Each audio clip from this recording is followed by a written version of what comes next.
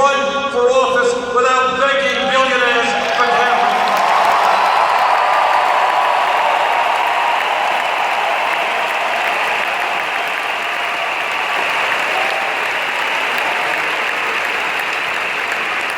And that is why we must move to public funding of elections.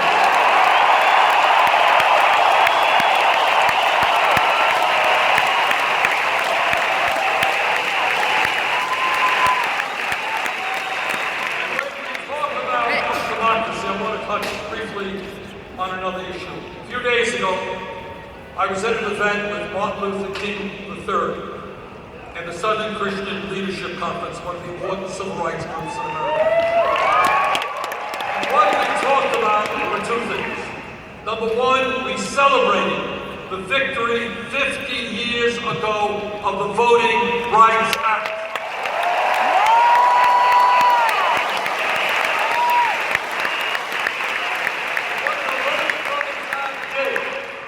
It said that every American, regardless of the color of your skin, will have the right to vote.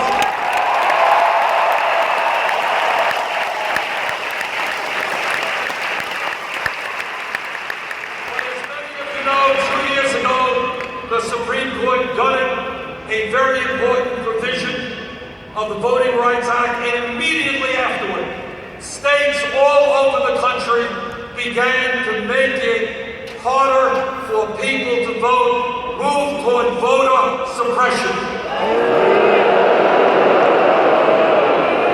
Now, in my view, voter fraud is a very serious crime and people who commit it should be punished. But the good news is there is almost no voter fraud in America.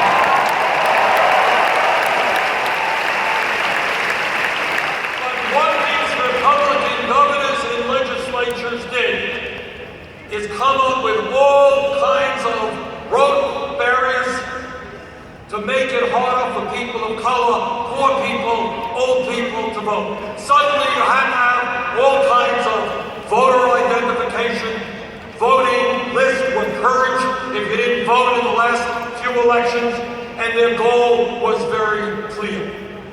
Their goal was to make it harder for people who would vote against them to participate in the political process. That was their goal.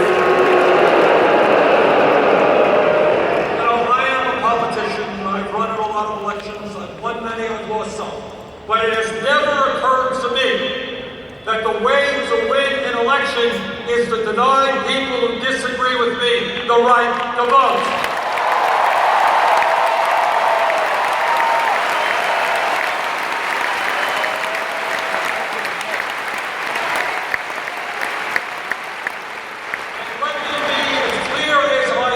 Those people who don't have the guts to run on their ideas, who think the only way they win an election is by denying people who disagree with them the right to vote, are cowards.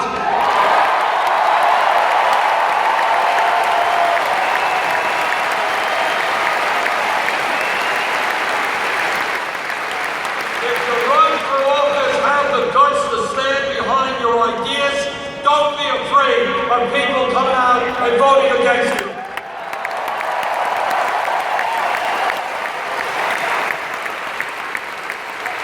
And as president, one of my highest priorities will be to end all of this voter suppression, will pass universal voting rights so that everybody, when they are 18, will be able to vote.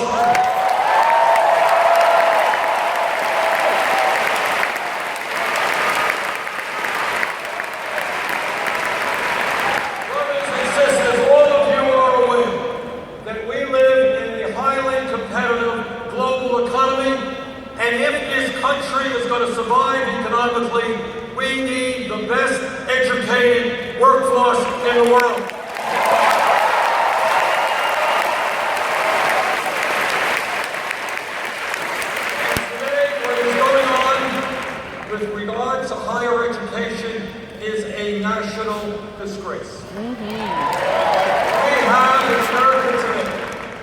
hundreds of thousands of bright young people, people who are studying hard, people who are qualified to go to college. But they cannot go to college for one reason. Their family lacks the money. And that is wrong. It is not only unfair to those young people who want the opportunity to become doctors and engineers and teachers, but it is dumb if we're concerned about the future of our economy.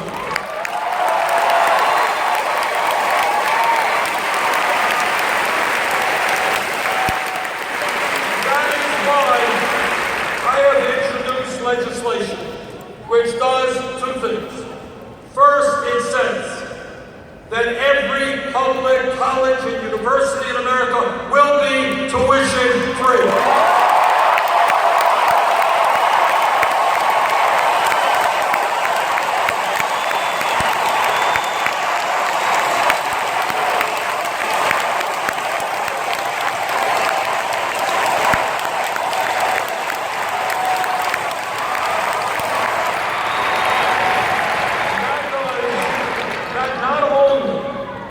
Makes life easier for people who are thinking of going to college, but I'll tell you what else it does in a very profound way.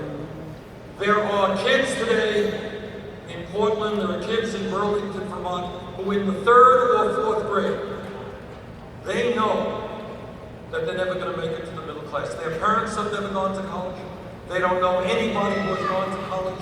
And they're sitting around saying, why should I study hard? What difference does it make? Who cares if I drop out of school or not? When we tell every kid in America that if you study hard, you take school seriously, you will be able to go to college, that will revolutionize education.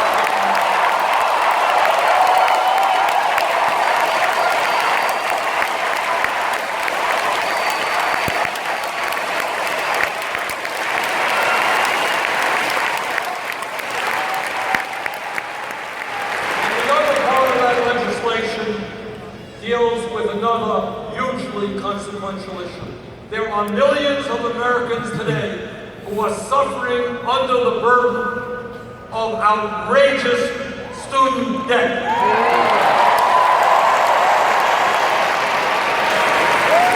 And some of them are here tonight.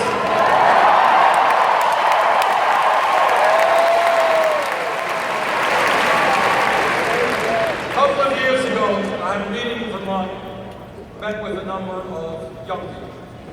And there was a woman who committed the great crime of wanting to become a doctor, go to medical school, and practice primary care for low-income people, exactly the kind of doctors we need. She came out of medical school $300,000 in debt. I was in Iowa a few months ago, met a woman who just graduated dental school. We have a dental crisis in America. We need more dentists. She left school $400,000. And all over this country, people graduate school $40,000, $50,000, $60,000 in debt, and they are paying interest rates of 7, 8, 10%.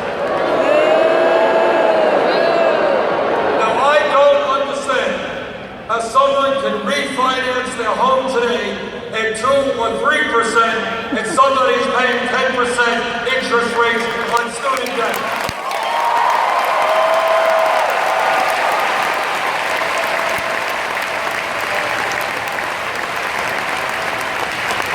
This legislation deals with that issue in 2 ways. First, we are going to allow people with student debt to refinance at lower interest rates.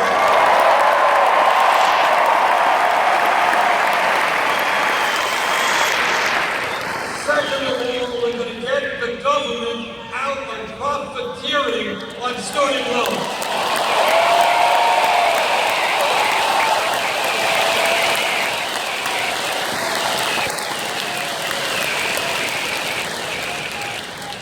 It makes no sense to me that we have millions of people who are paying 25% of their limited income on student loans. That is going to change.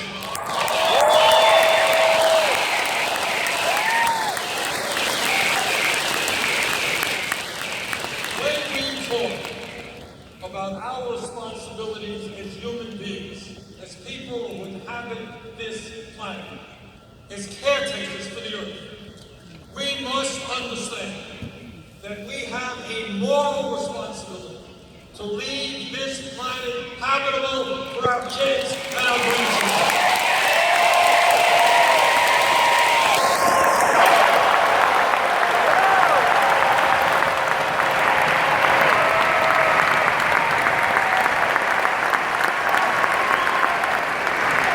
Scientific community, and I'm on both the Energy Committee and the Environmental Committee, and we talk to these guys all the time. They are virtually unanimous in telling us climate change is real, it is caused by human activity, it is already causing devastating problems, and we have a small window of opportunity to transform our energy situation and our energy system before the situation becomes much worse.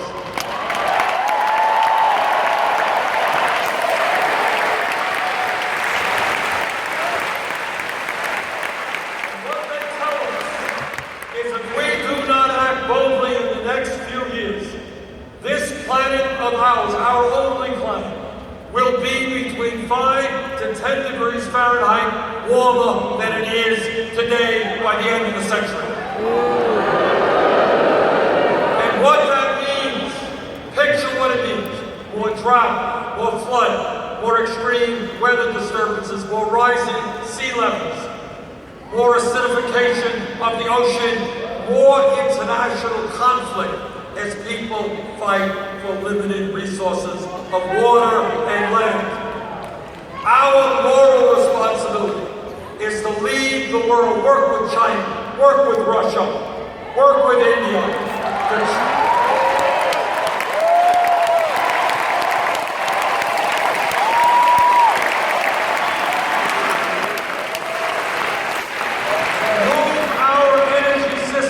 away from fossil fuel to energy efficiency and sustainable energy.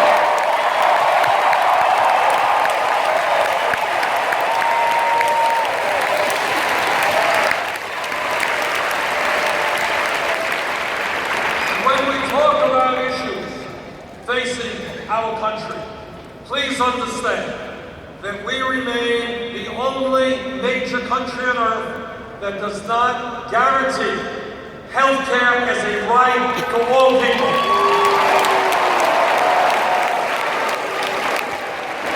The Affordable Care Act has made some progress, but 35 million still have no health insurance, and more are underinsured with high deductibles and high copayments.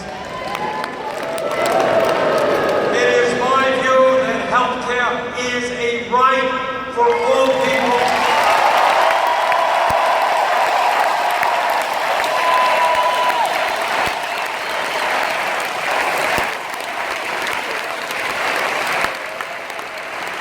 That is why I believe we must move toward a Medicare for all single-payer program.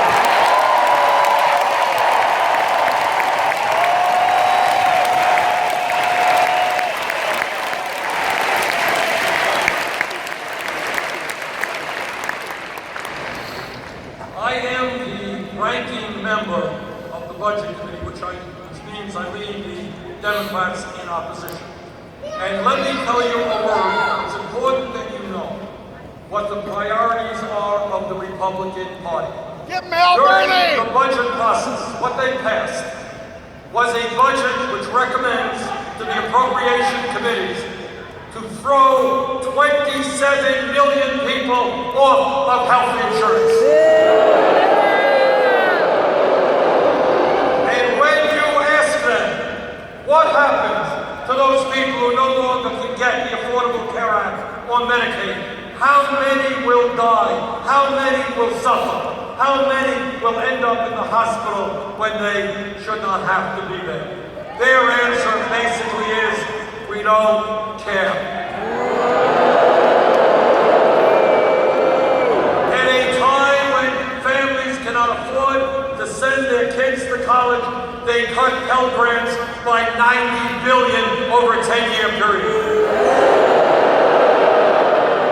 At a time when families are struggling to put food on the table, half the kids in public schools are on free or reduced lunch programs. They made billions of dollars in cuts in nutrition programs. We have got to tell the Republicans and their corporate sponsors that those are not the priorities of the American people.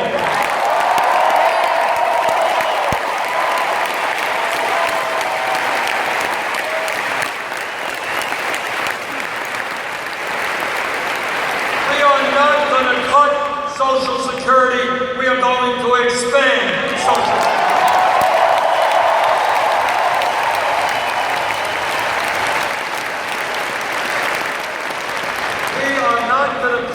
Benefits for veterans. We're going to make sure that every veteran gets the health care benefits.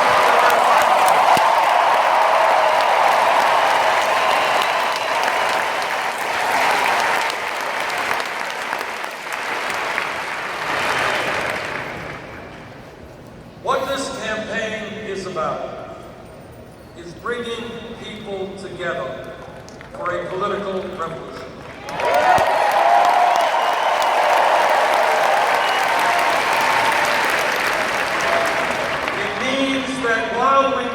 Differences of opinion on this or that issue. It is imperative that all of us stand together for our kids and our parents and create a nation in which everybody lives in good.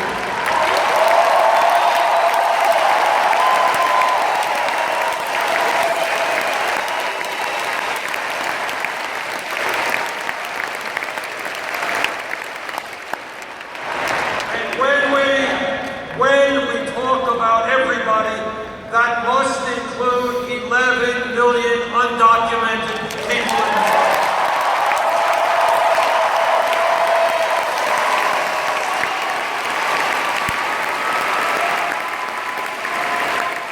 These people can no longer live in the shadows, can no longer be exploited, can no longer have their families divided.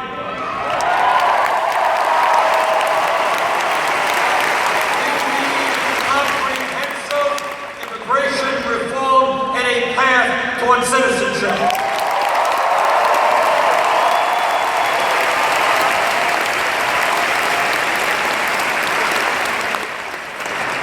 All of you know that this world is a crazy and dangerous world. We see horror after horror. We see what ISIS does. We see what the barbarity, the conflicts, people get blown up all over the world. And nobody, I can assure you, has a magical answer to solving these issues. The other day, I talked to the president about his proposal to bring forth a process for Iran not to be able to get a nuclear weapon, but to do it without going to war.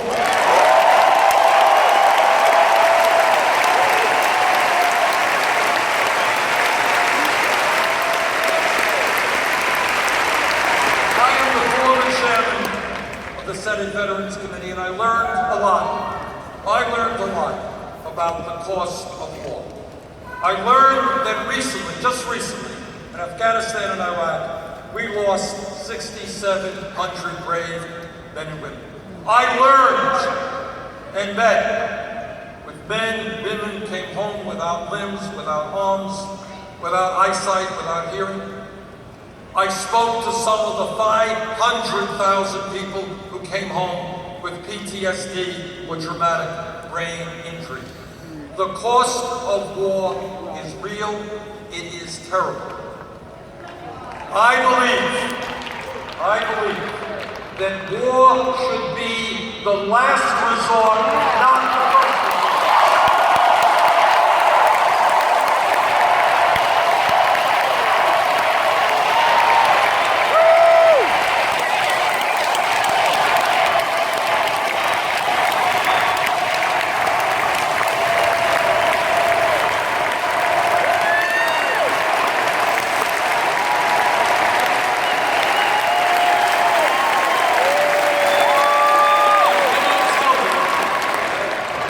everybody who voted against the war in Iraq.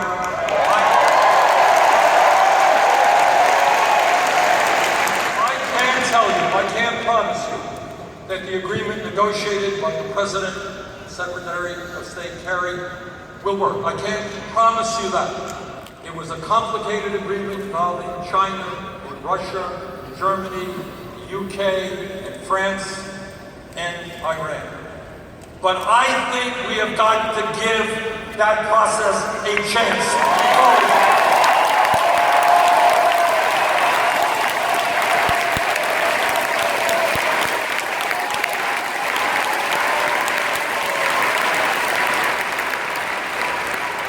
Let me close by begging you to think big, not small.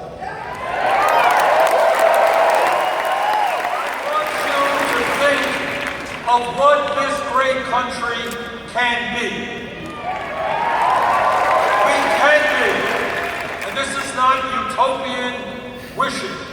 This is reality. We can be a nation which joins other nations around the world in guaranteeing health care to all people as a right.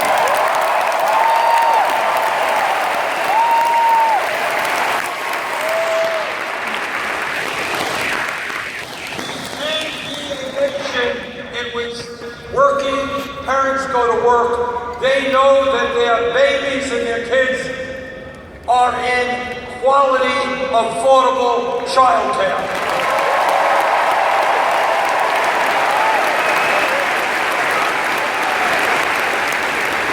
We can be a nation in which every American, regardless of his or her income, can get a college education.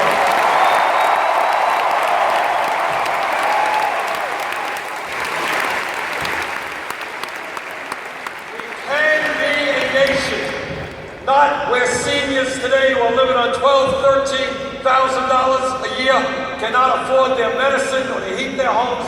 We can be a nation in which every senior lives out their lives in dignity and security.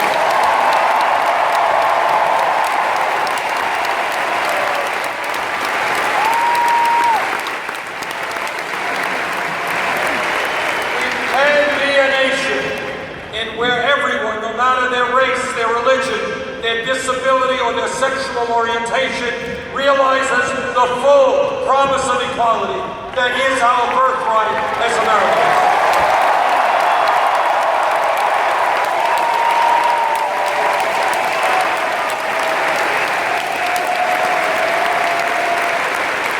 Brothers and sisters, this is the nation we can create when we stand together and not let people divide us.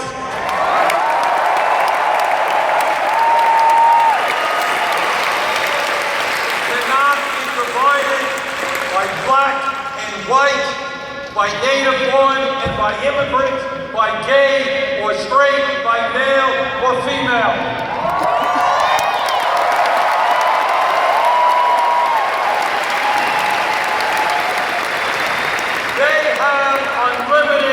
Sums of money. They own much of this country.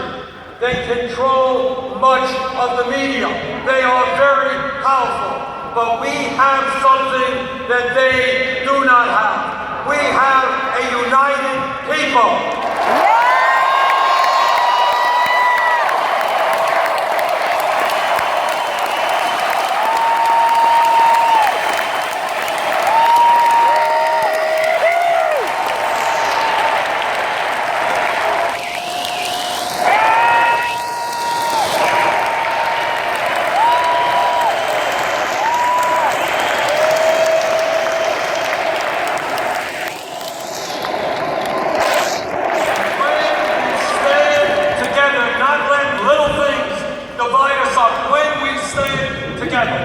When we say enough is enough, this country belongs to all of us.